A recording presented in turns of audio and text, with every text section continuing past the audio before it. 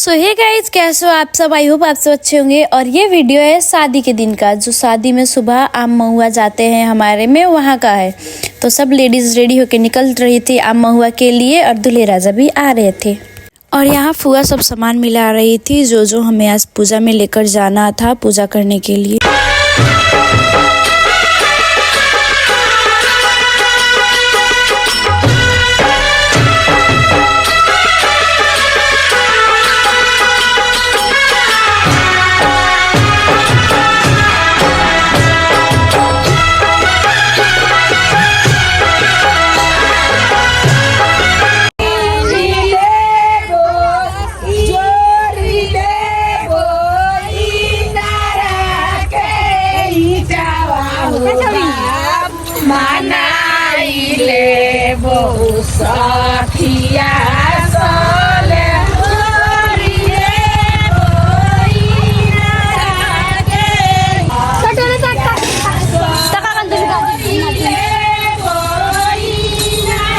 और यहाँ सब वेट कर रहे थे डीजे का डांस करने के लिए। तो फाइनली डीजे भी आ रहा था डांस के लिए, और डीजे आते ही सब स्टार्ट हो जाते हैं यहाँ पे डांस करने के लिए।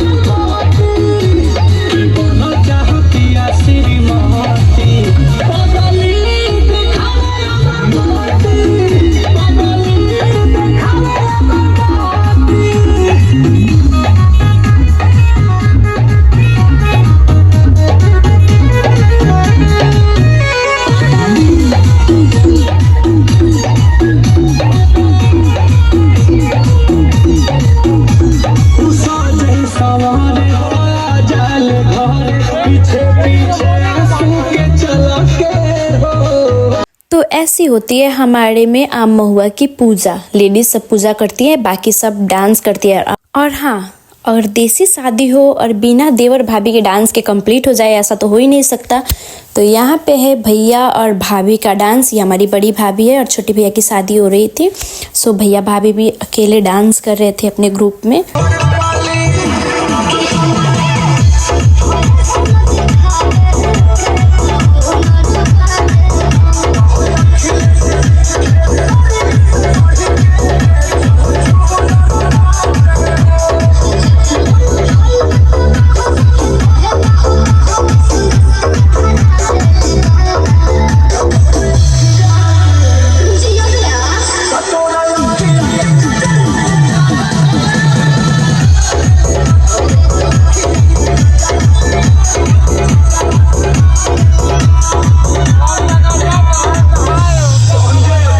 तो फाइनली अब पूजा खत्म हो गया, अब चलते हैं घर।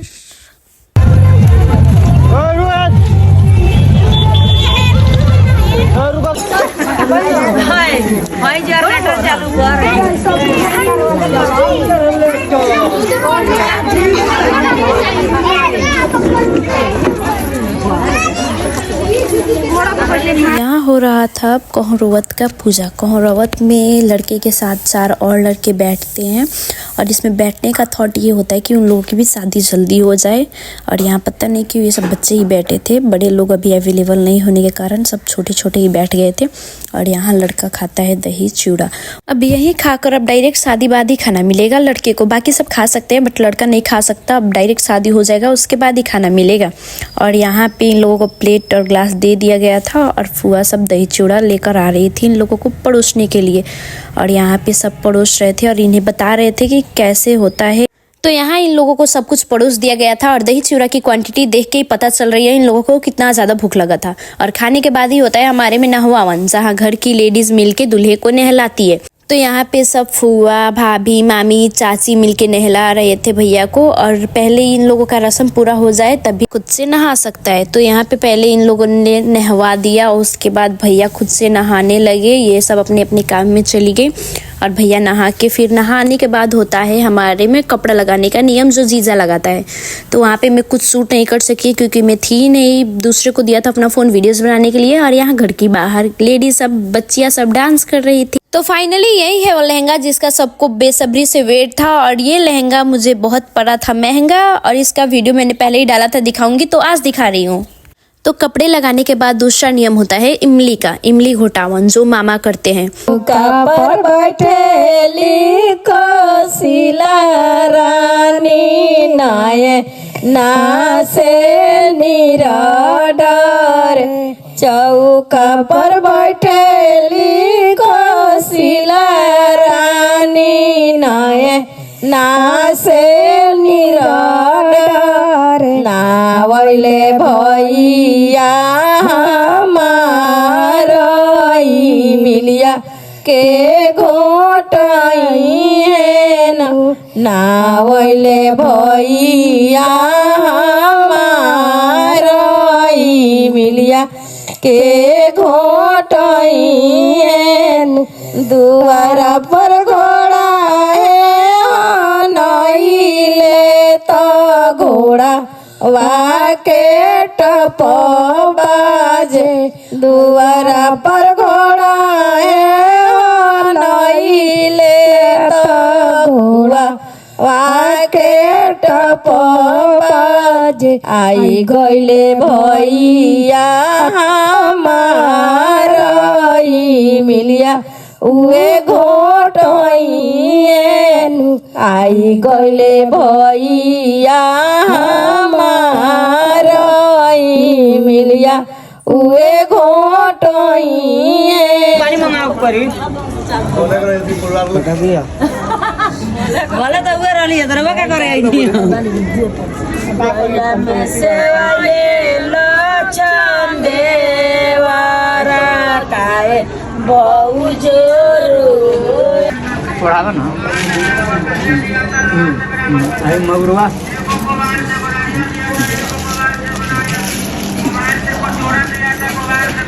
दिखाता दिए ना मुड़ी सीधा कर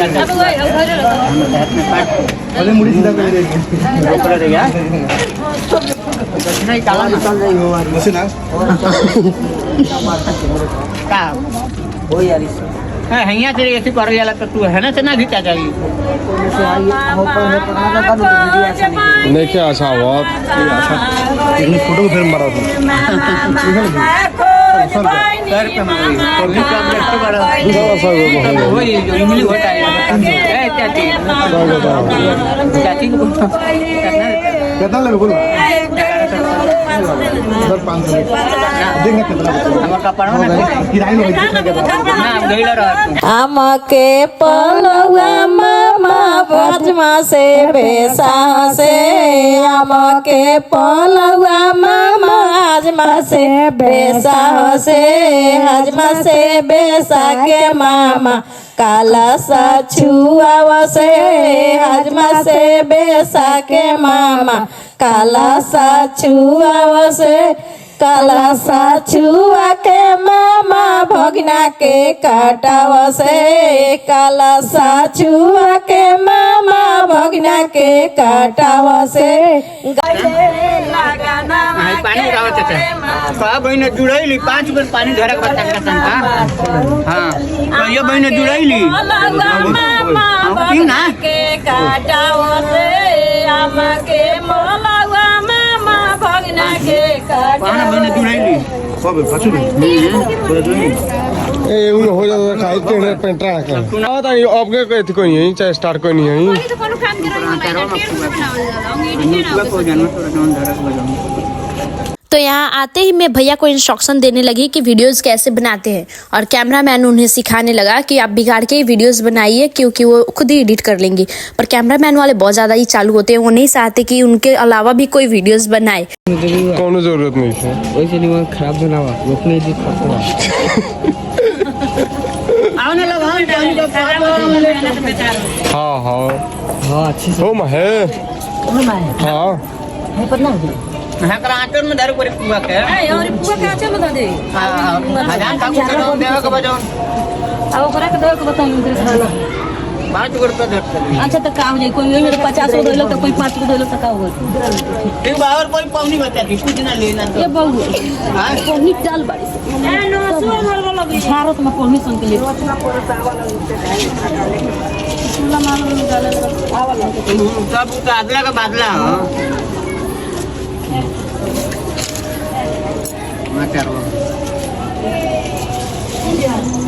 अब ए बहु आजा तौलिया तो हो बा अरे कोई हो ननद नहीं थी कथी हो नहीं रानी घाट पर उनको अब का बाड़ी का पहिने अब नहीं के कोई नु काटे लो ए तो कब ले आइलू तो बाटल को तर लगे हटाओ ना अरे कोलाता देख के चायन ओ में से इकली तो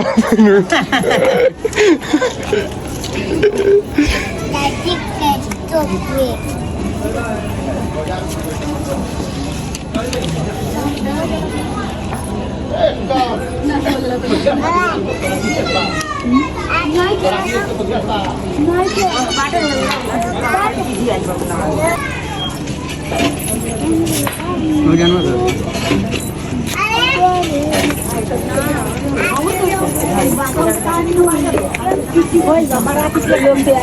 कब हो गल हां पानी के बजाओ बना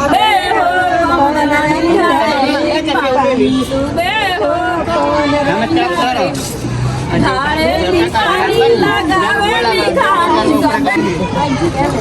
हां इतनी में बारात में हां लगल अंगना में काम कने नहीं रखन हां बारात में जाई ना कल बारात मौरवा वाला बारात में थोड़े जा हम तो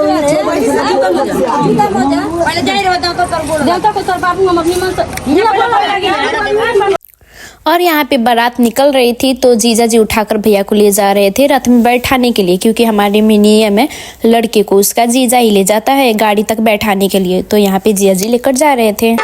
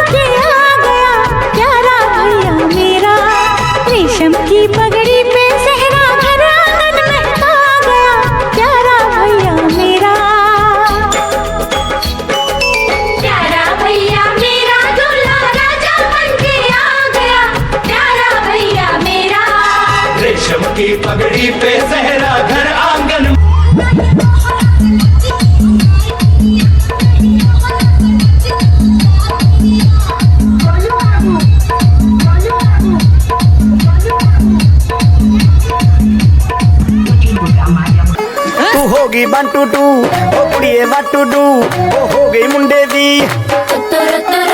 पतंगा वर्गी तू एवें उड़दी ओ हो गई मुंडे दी हिला ते चलदी टुक टुक तू करदी मेकअप तू कर दिया अंग्रेजी पढ़दी गिट पिट तू कर दी जिम्मे कोई न साडी विक्टोरिया तू कंटी बिग बैन दी पूरा लंदन ठुमकदा ओ जदों नचे पैन दी पूरा लंदन ठुमकदा तू कंटी बिग बैन दी पूरा लंदन ठुमकदा ओ जदों नचे पैन दी पूरा London ठुमकदा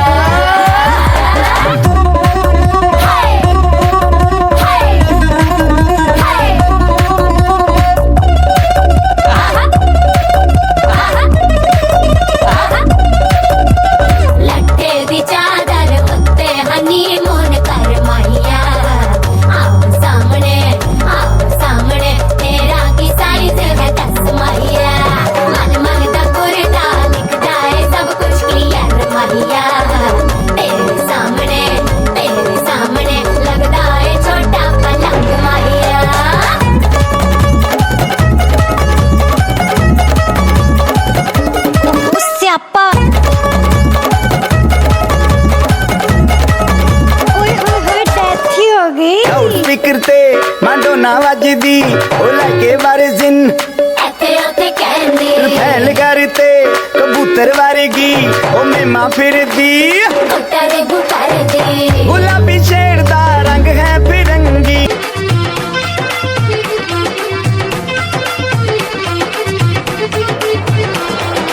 I like Dandia, I like Garba, but if you really wanna party, throw your hands up and twist them around to the bhangra, everybody. Come on and do the bhangra, everybody. I like Dandia, I like Garba, but if you really wanna party, throw your hands up and twist them around to the bhangra, everybody. Come on and do the bhangra, everybody. गोरे गोरे बहिया गुलाब चूरिया बाबू के परिछन चला लिया महारानिया बाबू के परिछन चला लिया महारानिया गोरे गोरे बहिया गुलाब चूरिया बाबू के परिछन चला ली बाबियो रानिया बाबू के परिछन चला ली बाबियो रानिया गोरे गोरे बहिया गुलाब चूरिया बाबू के परिछन चला ली मामियो रानिया बाबू के परिछन चला ली मामी हो रानिया गोरे गोरे बहिया गुलाब चूरिया बाबू के परिछन चला ली दीदी हो रानिया बाबू के परिछन चला ली दीदी हो रानिया गोरे गोरे बहिया गुलाब चूरिया बाबू के परिछन चला ली पुआ हो रानिया बाबू के परिछन चला ली पुआ हो रानिया गोरे गोरे बहिया गुलाब चूरिया बाबू के परिछन चला ली मौसी हो रानिया बाबू के परिछन चला ली मौसी हो रानिया। तो फाइनली यहाँ पे सबका परछावन ख़त्म हो चुका था, पूरे गांव की लेडीज़ का और घर की लेडीज़ का। उसके बाद लास्ट में परछावन करती है माँ और मामी। तो फुआ ने परछावन कर लिया था, अब मम्मी का टर्न था, तो मम्मी परछावन करने जा रही थी। उस टाइम में भैया बोले कि मम्मा एक फ़ोटो हो जाए, तो यहाँ पे भैया मम्मी का फ़ोटो खींच रहे थे। और मम्मी तो हमेशा फ़ोटो खिंचवाने के लिए तो रेडी ही होती है। कुछ भी कहो पर मेरी मम्मी किसी हीरोइन से कम नहीं है, कितनी क्यूट है ना।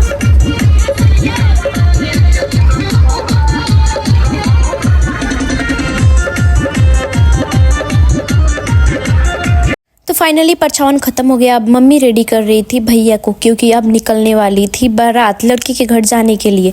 और यहाँ भैया बैठ चुके थे गाड़ी में और कुछ लास्ट का डिस्कशन, कुछ सामान का बाकी था, वो सामान का डिस्कशन हो रहा था कि किसके पास है किसके पास नहीं। उसके बाद सब चीज़ फिक्स हो गया। उसके बाद बारात अब निकलने ही वाली थी, आगे डीजे सब चला गया था, बस दूल्हे की गाड़ी बाकी थी। तो वो अब गाड़ी भी जा रही थी और गाड़ी जाते समय हमारे भी गाते हैं गाना, जो घर की लेडीज सब है वो गाती है। तो वहाँ पे चावल छीट के गाना गाना शुरू कर दी थी।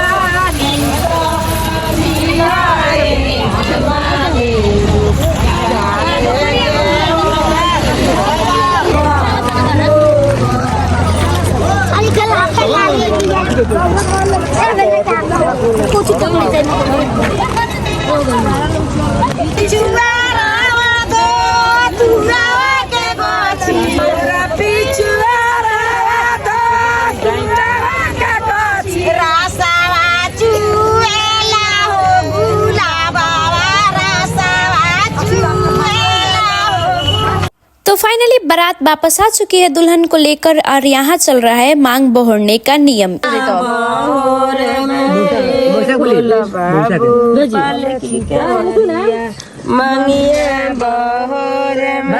हाथ में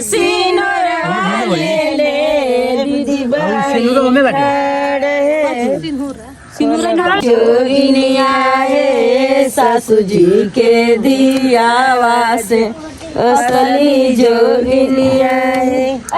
वैसे मैं खोली फुआ पालकी के मरियाए।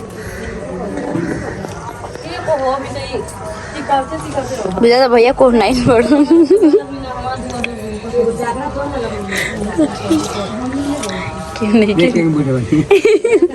सुन कह बुझा को नहीं पड़ो। सब गुलाब तोड़े या काटा तोड़ो लोगन गुलाब तो सब चापी तरह लोग बताओ।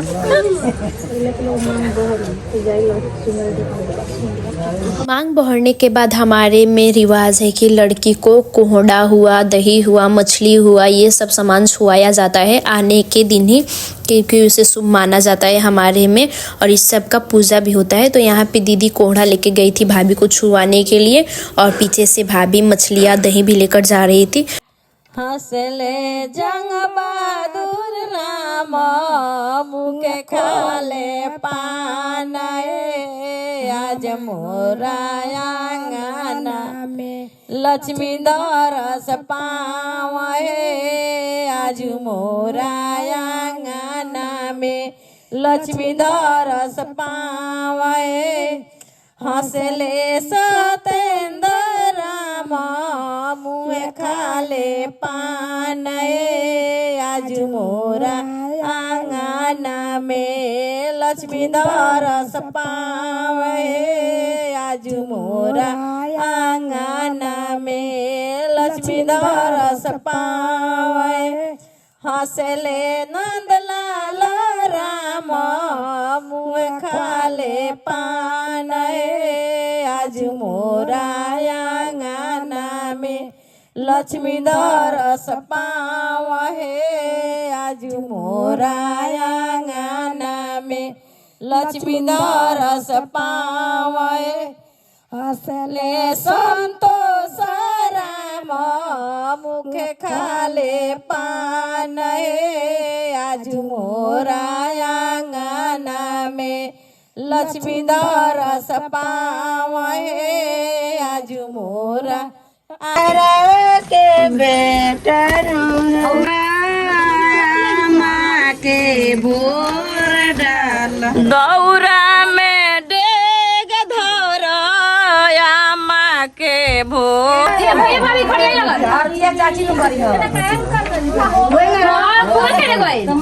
गई ना लोकल भी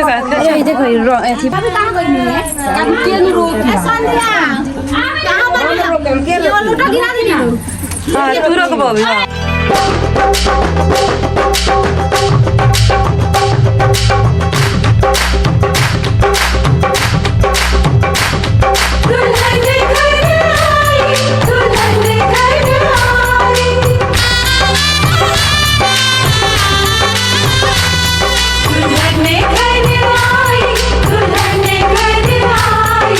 नाचे बजी नाचे बाप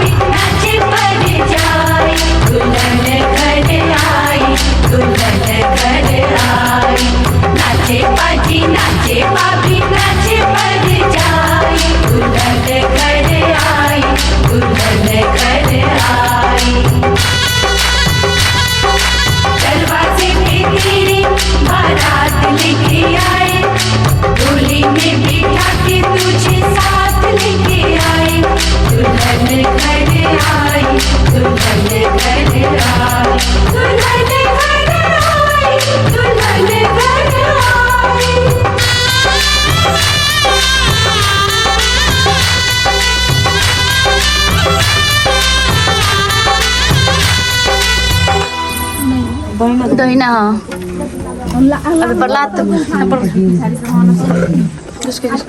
फटी ये पहले फरी आएगा ना फरी एंट्री कहाँ से मिली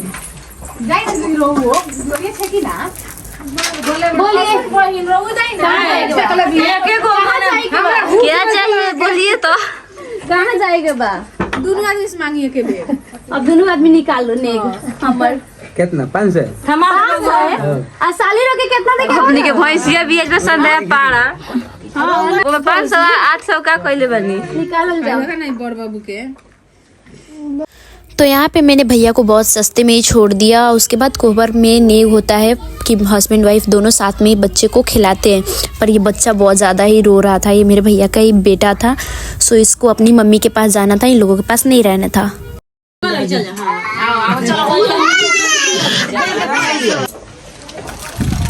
तूने काय गिरा दिया ये रात तो नहीं के फोन नहीं है ना गिरा वाला ये कोठम जल गिरा दिया सब हां 500 पूछा तो हाल ये माने के कर घर भर पूछा गई जो न साल से नानी के ना गई सुनत बुझा अब जे आगे बैठी ओकर हुकुम चली घर में। सोच ली भाभी गाड़ी बैठे के पड़ी गिर रे कोनो हां दीदी वन अरे सारा 1 2 3 फेंकी ये नियम 2 बार होता है, तो एक बार भाभी जीत ही गई थी, अब दूसरी बार देखते हैं कौन जीतता है।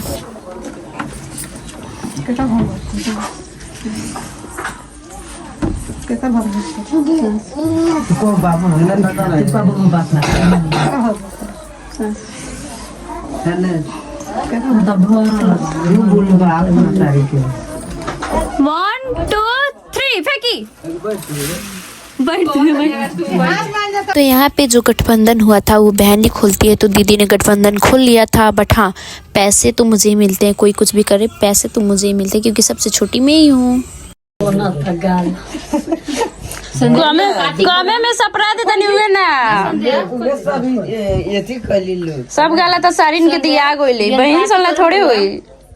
चली ना कथी खाम चली बियान बोका कटवाओ तनी ना आज भी ठीक है। तो यहाँ पे चल रहा था फोटो शूट कोहबर के बाद। तो यहाँ पे फुआ फूफा और भैया भाभी का फोटो शूट हो रहा था, उसके बाद फैमिली का भी हुआ। बट इनके फोटो शूट से पहले कैमरामैन ने बोला कि आप लोग पैर छूइए, उनको कुछ वीडियोस बनाना था। तो यहाँ पे भाभी फुआ का पैर छुई हुई थी। तो फोटो शूट के बाद बारी थी मुंह दिखाई की, तो फुआ ने दिया था उनको एक तिलरी माला, जो हमेशा घेट में लगाने के लिए होता है, वो वाला माला एक फुआ ने भाभी को दिया था। बट वो पहना नहीं सक रही थी, तो मुझे बोली कि तुम पहना दो।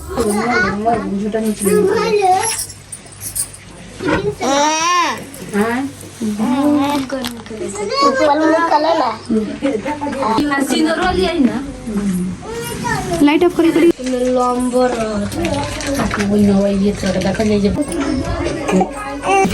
चलिए जे पहले खोजो 3 बेड़ा लाई जे खोजी ओकरा मिली खोजी लगाने जल्दी जल्दी जेकरा अगर मिल जाए संजय से बियाह कर ली। राइट जा का करता रहो तू खोज ना ए तो वही काम कर करते भाभी के आगे में काट देते लोग किए दे दो ना लौकी संजय गलत काम करते भाभी के आगे में जान देते हम भाभी के जीते हैं। हां लास्ट लास्ट के निकलता चली उठाएगा का भाभी तो जीत गई, बढ़िया तू खेल चल भैया कोनो काम कर नहीं जाएगा उठी ना मिलो। तो अब जितने भी गेस्ट आए थे वो अपने अपने घर जा रहे थे, तो भाभी रंग फेंक दी थी। तो फाइनली आज के दिन ही आ गई हमारी बुलेट बाइक। तो चलिए अब मिलते हैं नेक्स्ट वीडियो में, तब तक के लिए tata bye bye see you. और हाँ, अगर मेरे चैनल को सब्सक्राइब नहीं किया है तो जल्दी से जल्दी सब्सक्राइब कर लेना और कमेंट में बताना भाभी और बाइक दोनों कैसे हैं।